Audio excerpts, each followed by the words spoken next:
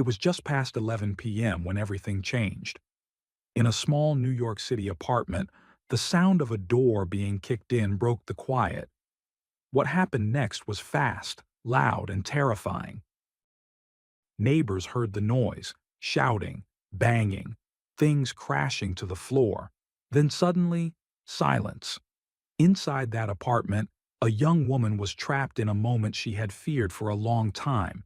Someone she once loved had come back, and this time, he wasn't going to walk away quietly.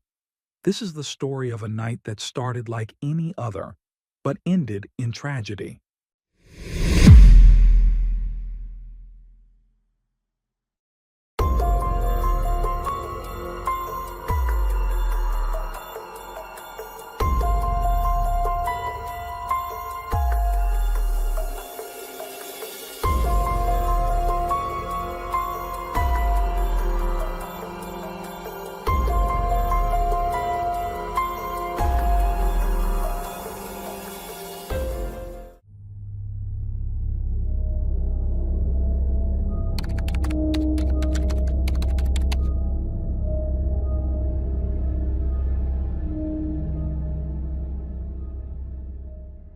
In 2015, Elena Hardy arrived in New York City, full of ambition and promise. At 27, she was chasing her dream of becoming a physician's assistant. Her magnetic personality made her instantly likable, drawing people in wherever she went. With a bright future ahead, Elena immersed herself in her studies and embraced the vibrant rhythm of the city. But that hopeful journey took a dark turn when she met Fernando Munera. What began as a whirlwind romance quickly evolved into something far more dangerous. Their relationship, intense and passionate at first, soon spiraled into a toxic cycle of control, jealousy, and emotional turbulence. Friends and neighbors saw them often, walking their dog, riding his motorcycle, appearing close and inseparable. But behind those smiles was a relationship strained by volatility.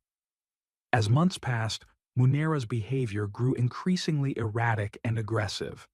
By early 2021, less than a year into their relationship, things had become violent. In a chilling incident, he restrained Elena in her own apartment, damaged her belongings, and seized her phone to prevent her from calling for help. That incident led to his arrest. Munera faced charges of harassment, unlawful imprisonment, and criminal mischief. A restraining order was issued, forbidding him from contacting Elena, but it didn't stop him. What followed was a pattern of relentless harassment. Munera began bombarding Elena with calls, dozens over a single weekend.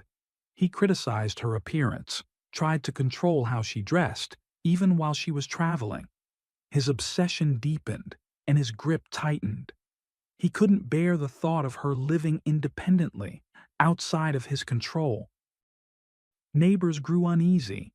They noticed his erratic presence, muttering to himself, pacing furiously in front of the building. On May 19, 2021, the tension exploded. That evening, Munera was seen outside, consumed by anger, fists clenched, pacing with rage. He had argued with Elena earlier that day, and she had refused to let him into her apartment.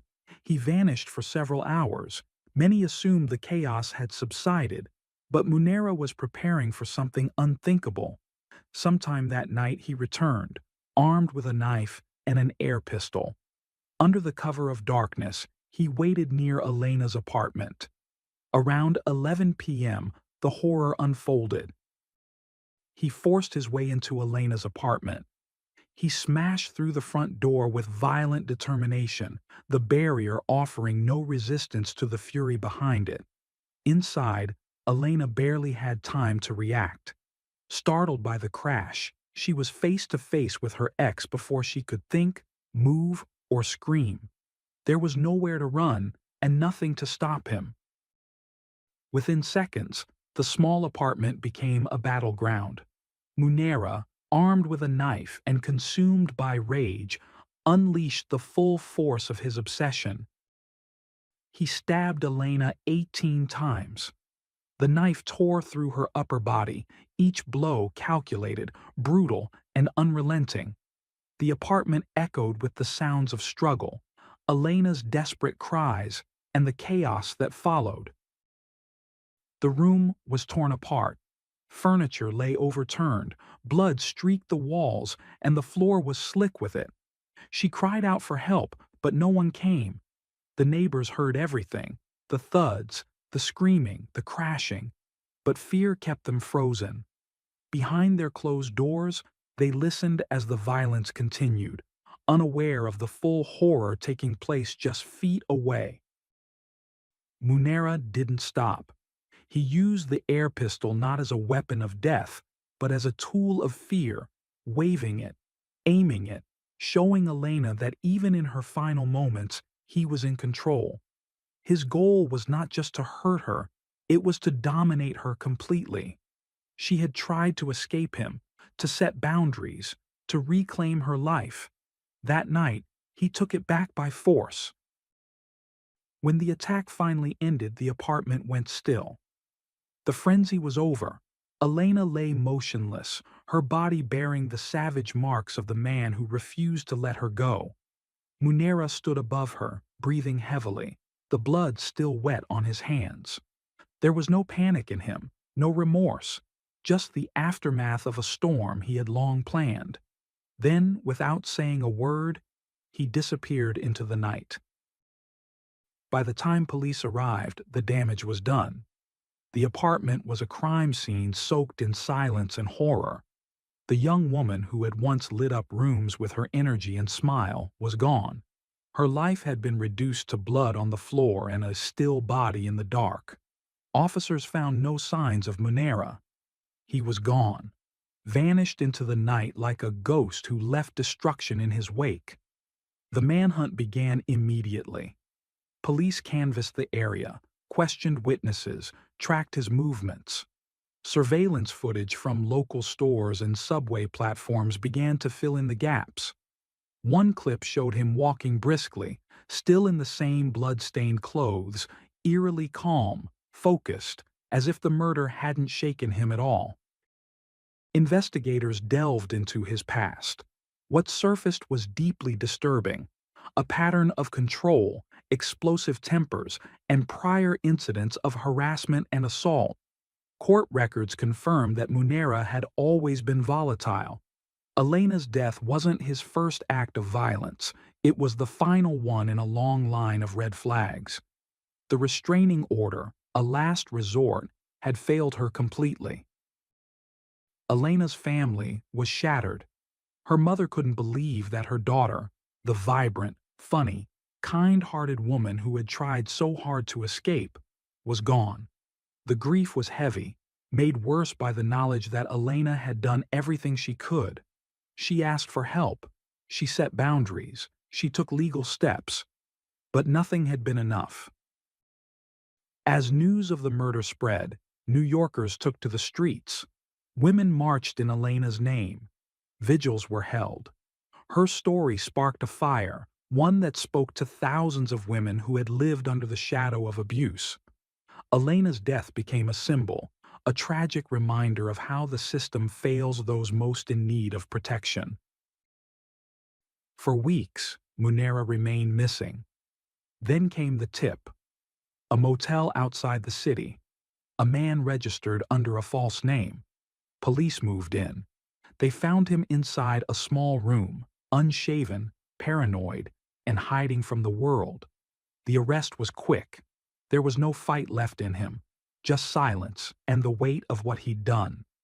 As officers placed him in handcuffs and walked him out, there were no answers, only the echo of a question that haunted everyone who followed Elena's story. What twisted logic leads a man to murder the woman he claimed to love? There was no explanation, just a quiet ride in the back of a squad car and a life that could never be restored. At the precinct, Fernando Munera said nothing. He stared ahead, uncooperative, offering no explanation, no remorse. His silence didn't offer mystery, it confirmed it. Detectives had no confession to work with, only a chilling puzzle of obsessive behavior, digital breadcrumbs, and shattered lives. As the investigation deepened, a disturbing portrait came into focus. Munera hadn't seen Elena as a partner. He saw her as property, something to possess. And when she pulled away, when she stood her ground, he interpreted it as betrayal. In the months leading up to the trial, the evidence piled up. Witnesses had described Munera's erratic behavior in the days before the murder, pacing, muttering, fixated on Elena's apartment. Surveillance footage mapped his movements with eerie precision, tracking him from the streets to the door he eventually broke through. The forensic evidence told the rest of the story: fingerprints, DNA, and the marks left on Elena's body. No other suspects, no ambiguity. The case wasn't about who had committed the crime, but whether the system would deliver justice. The courtroom was packed on the first day of Munera's trial. Every seat was filled. The air was thick with tension, grief, fury, and the desperate hope that this time something would be made right. Elena's family sat at the front, eyes locked on the man who had taken her from them. The prosecution opened with a grim timeline, a detailed account of a man spiraling into possessive rage. They presented Munera as methodical, not impulsive. This wasn't a moment of madness. This was premeditation. They showed footage of Munera loitering outside Elena's building, his posture tense, his face tight with anger. They recounted how he had left, only to return with a knife and an air pistol, 2 weapons, not one, 2 decisions, not one. There was no hesitation, only escalation. Then came the photographs. The images taken at the crime scene silenced the room. Blood-soaked walls, torn furniture, a life brutally extinguished. A forensic pathologist walked the jury through the wounds, 18 stab wounds concentrated on the upper body. Not random, not frenzied, controlled, targeted, intentional. Each one was described in clinical terms, but no language could soften the horror of what had been done. A neighbor described the noises on the night of the murder, the crashing, the faint screams, then nothing. Another recalled Munera outside earlier that evening, pacing like a man on the edge, fists clenched, muttering to himself, his eyes full of something unspoken but dangerous. Elena's friends shared the things she had said in the final days of her life. She had been scared. She had told them about the calls, the threats, the constant pressure to change how she looked, how she dressed. One friend read a message aloud. "I'm scared of what he might do, but I don't know how to make him stop." It landed like a blow. The room fell silent. There were tears. Then the defense stood up. Their story was different. They didn't deny the attack. They didn't deny the death. Instead, they painted Munera as a man unraveling, pushed too far, too fast, by a relationship he couldn't process. They argued that he had snapped after being locked out. That it wasn't planned. It was emotional collapse. They cited a history of mental health struggles, suggesting his actions were the result of an undiagnosed condition. They called a psychologist to the stand who spoke of trauma, instability, and psychological deterioration. But the prosecution didn't flinch. They fired back with clarity and conviction. Munera didn't snap. He planned. He paced, returned, and armed himself. He broke down a door. He used 2 weapons. He stabbed a defenseless woman 18 times. Then he disappeared. This was not the act of a man in emotional freefall. This was cold, calculated violence. There was no breakdown. There was no temporary lapse. There was only control, hatred, and the fatal outcome of unchecked obsession. Munera had made his decision long before that night, and Elena Hardy had paid the price for it with her life. As the trial progressed, the courtroom became a charged space where two clashing versions of Fernando Munera stood side by side. The defense fought to present a broken man, remorseful, overwhelmed, and pushed beyond his limits.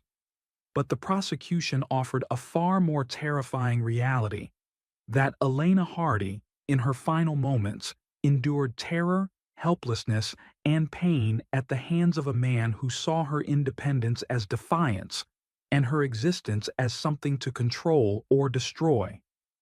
Elena's family never missed a day in court. Her mother sat with a framed photo of her daughter clutched to her chest, the kind of photograph that once captured a life full of light and hope.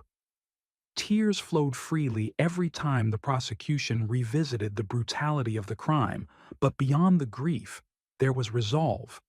Elena's mother had vowed that Munera would not walk away from what he had done. In closing arguments, the prosecution gave voice to that promise. They asked the jury to look at Munera not as a tragic figure, but as a deliberate predator. This wasn't a tragic mistake. It was cold, unrelenting violence. Elena was not his partner. She had become his target the moment she fought to reclaim her life. The defense made one last effort to salvage Munera's image. They pleaded for understanding, repeating that he had acted in a moment of emotional collapse. They pointed to his remorse, to his troubled past, to the letters from his friends describing a kind and caring man. But those words couldn't erase the evidence, the images, the witness accounts, the 18 stab wounds, or the months of escalating harassment. The jury deliberated for hours, each face drawn and heavy as they filed back into the courtroom. When the verdict was announced, guilty of second-degree murder, the air shifted.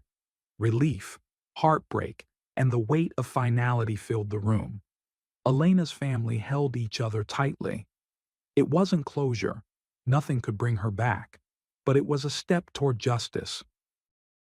A month later, the courtroom was filled again, this time for sentencing. Elena's mother rose to give her victim impact statement. Her hands shook, but her voice carried the heartbreak of a life forever altered. She spoke about the emptiness left behind, about the silence in her home where Elena's laughter once lived. "She was my everything," she said, "and now she's gone. Not because of an accident, but because someone made a choice." The prosecution laid out the case again, this time focusing on consequences. They argued for the maximum sentence. They emphasized the calculated nature of the crime, how Munera had ignored the restraining order, how the violence had built steadily, and how the law must not take lightly the loss of a young woman's life. The defense responded with what little they had left. They tried to appeal to compassion. Then Munera spoke. He stood slowly, pale and visibly shaken. Facing Elena's family, he mumbled an apology, quiet, strained, almost inaudible. "I'm sorry," he said. "I never meant for this to happen." But the room stayed silent. For those who had lived through the trauma of Elena's loss, words couldn't fix what he'd shattered. The pain was too deep, the apology far too late. The judge delivered the sentence with solemn clarity. Munera was sentenced to 40 years to life in prison. The courtroom stayed quiet as the verdict sank in. Elena's family clung to one another, tears falling freely. It was not victory. It was not healing. But it was justice. Something to hold on to in the face of immeasurable loss. As Munera was led away in handcuffs, his fate sealed, the courtroom began to empty. But Elena's legacy was just beginning to grow.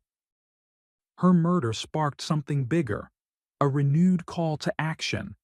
Her family, refusing to let her death be the end of her story, became advocates against domestic violence. They partnered with local organizations, launched awareness campaigns, and hosted events to educate others about the signs of abuse and the danger of ignoring red flags. The restraining order Elena had taken out, ignored, violated, and ultimately useless, became a symbol of how the system had failed her. Activists used her story as a rallying cry, urging lawmakers to strengthen protections for victims and enforce them with real consequences. Elena's friends spoke often about the woman she was. They remembered her laughter, her determination, her dreams of becoming a physician's assistant. She was kind, ambitious, and full of life. They made sure that when people spoke her name, they didn't only remember how she died, but who she truly was. In the end, Elena Hardy's story became more than a headline. It became a movement, a reminder, a warning, and a reason to fight harder for those who are still living in fear.